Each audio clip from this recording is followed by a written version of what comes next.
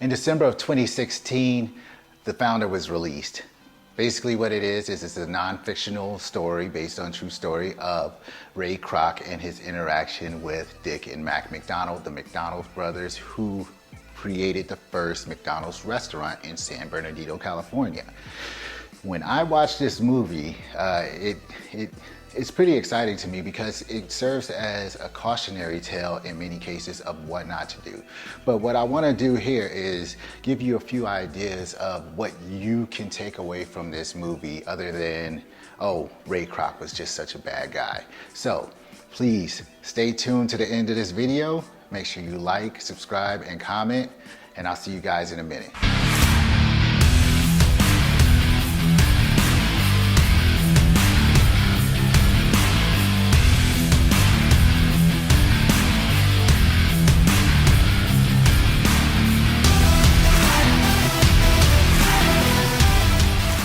So I'm not going to spoil this movie for you too much. I'd like you actually to go and watch it. There's some big takeaways from this that I'd like to point out, but the main gist that you get here from the beginning is that Ray Kroc is a failed salesperson. And there's an encounter he has with the McDonald brothers in San Bernardino, California, where he goes to visit their restaurant, McDonald's, and he falls in love with the concept, the idea, and he experiences the happiness that comes from their hard work and their system, the speedy system that they had revolutionized as a part of their trial and error of growing the business, because they really cared about what they were doing. So he falls in love with it and he learns all about their system. And you know, during it, I'm kind of watching it and I'm wondering to myself, you know, why they would trust him so much, but I'll get into that a little bit more. But the case of the matter is he was allowed to pretty much burrow his way into their operations, and then he pretty much took over and bought them out in the end. And you'll see in the movie, it was pretty unfair as far as how he valued their portion of the business. So the number one thing that I'd like to talk about in regards to Ray Kroc, and you know, I had my last video where I talked about trying again, over and over again. Well, Ray Kroc was persistent. I mean, the man was in his 50s when he encountered the McDonald brothers, and he was intent on outworking everyone else. Their vision of what McDonald's should be, in my opinion, was a little bit myopic, but that's easy for me to say. It's not my baby, it's theirs. But it's a little bit myopic, and I think that he just saw how they could scale this thing and how it could be bold and just big. Bigger than either of them could imagine, and not just in California, but he's talking about, you know, international, and that was his dream, and he actually accomplished it. And he had to put his sales pitch out there to potential investors in order to get this thing to grow. But just to point out, he never took no for an answer. He kept trying over and over again.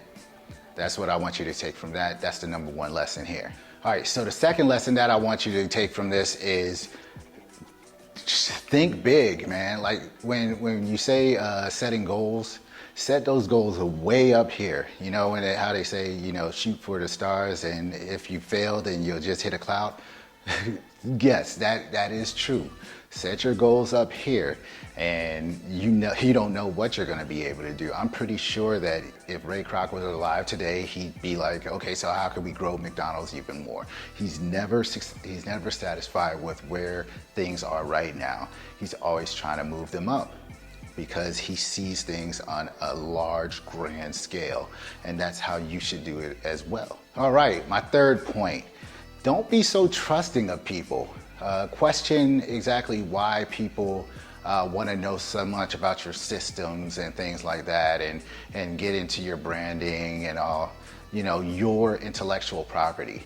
Here's what I mean by that. When I was watching the movie, one of the things that I noticed was that they were proud of themselves, so proud that they wanted to tell their story of how brilliant they were. And all Ray Kroc is doing is listening, like, oh yeah, tell me more. Oh yeah, you really are brilliant. He's just appealing to that ego. And they fell right into that trap. And in the end, it was their part of their undoing, according to the movie, in that they were giving out way more information than they should have. So I'm not saying be a cynic all the time, but start to question why people want to know the ins and outs of your systems, why people want to get all into your business. And that's something that you need to consider. Don't be so trusting. Now, I don't want to beat the McDonald brothers up too much. What their idea was to focus more on the quality than the quantity. So if you focus your energy into a few, then you don't have to worry about focusing on the many and being diluted. So they were putting their energy into 2-3 restaurants, something like that. But if you spread yourself out even more, then your quality gets diluted. That's something to keep in mind, and that's something you have to weigh. Sometimes there are times where you need to put your energy into 1 or 2 baskets instead of multiple baskets as far as diversity goes, right? But in the end, I mean, every time you diversify, it doesn't matter if one of those things you hit wins, it's diluted. It's not as big of a win as it could have been if you just put it into one and then you had one big win. Now, I try not to judge too much as far as Ray Kroc's actions. I don't want to judge him too much in the way he went about business.